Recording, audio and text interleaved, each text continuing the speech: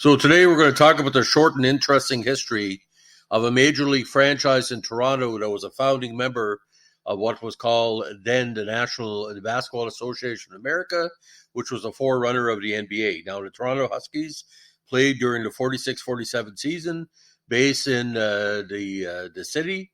The team had a 22-38 win-loss record in his only campaign before formally disbanding in the summer of 47. Now, in 46, a group of owners and operators of the larger arenas of America held a meeting in New York to establish the Basketball Association of America, then called the BAA and now the NBA. The majority of the would-be basketball owners were involved with the NHL and wanted to fill empty dates. The only Canadian delegation invited was from Maple Leaf Gardens.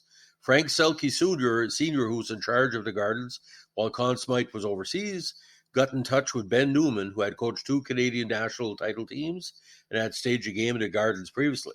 The franchise cost $150,000, big money at the time, and was funded mostly from Bay Street backers in Toronto. The major partners in the ownership group were Eric Craddock, who was then the co-owner of the Alouettes football team in the CFL, Harold Shannon, and Newman. I honestly thought we could have made a go at a team, Newman once said, but we were given the worst possible home dates.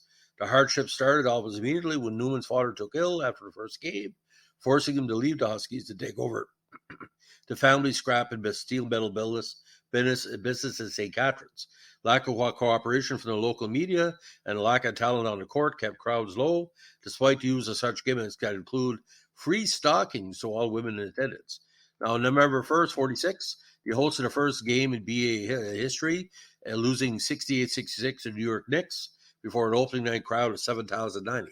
Ozzie Shetman scored the opening basket for New York Knickerbockers against the Huskies. And that night, anyone taller than George Norstrand, the tallest Husky at 6'8", was given free admission.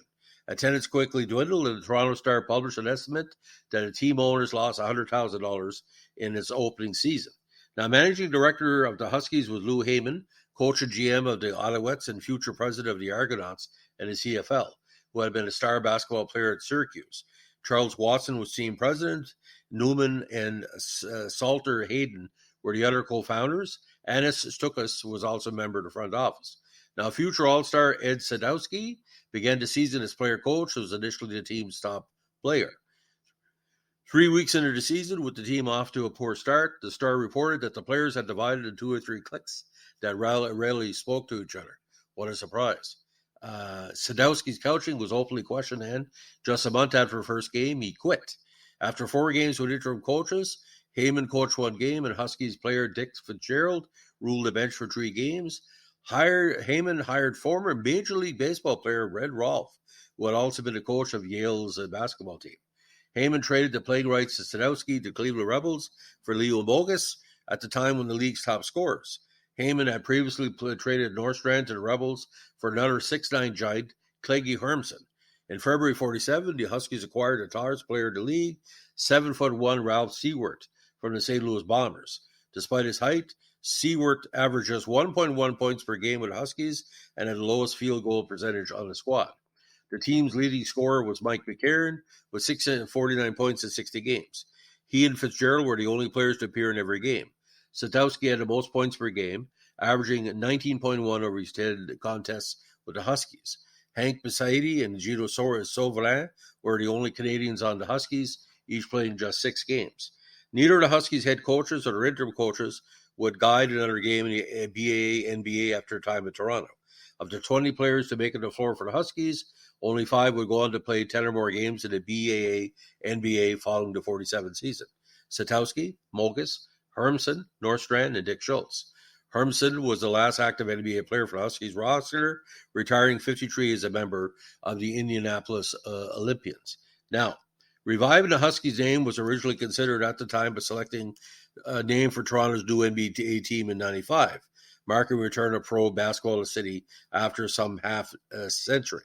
However, management ruled that the option out because it became apparent there was no way to design a suitable logo that didn't resemble that of the Minnesota Timberwolves, so it became the Toronto Raptors instead. Nevertheless, a group of fans have created a Bring Back the Huskies campaign, complete with a website, torontohuskies.org, with the intent of having the franchise revert to the historical Huskies name. But I think because of the current popularity of the Raptors name, both from merchandise and other standpoint, you're only going to see, intermittent usage. However, on December 8, 2009, the Raptors introduced a throwback jersey to commemorate the Huskies. The uniforms were the same except for the different team name, and the shorts were longer than the originals. These uniforms were worn in 6 games in the 2010 season and have since been used as retro jerseys. On August 23rd, 2016, the Raptors unveiled the Huskies throwbacks as new alternates, along with their Chinese New Year jerseys.